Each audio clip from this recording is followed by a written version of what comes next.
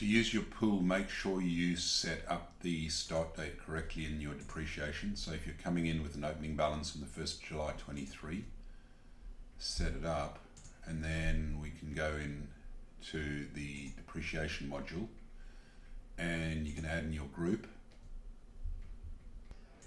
So general pool, that's the name I've given it. It's a business, non-primary. Scroll to the bottom, grab your pool.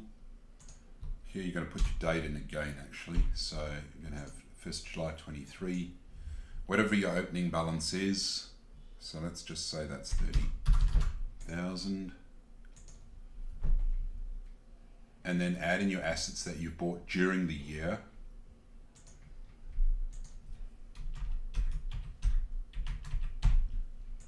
So we're in the 30 June 24 financial year. So maybe you bought a PC for 3,000.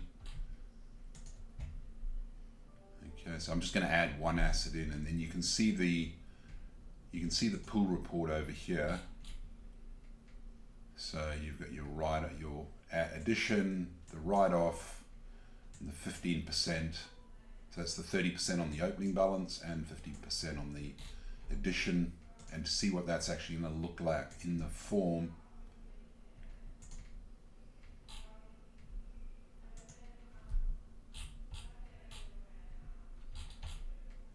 so there's your depreciation here, which is coming in from the pool. So you can see that's using the legacy depreciation module.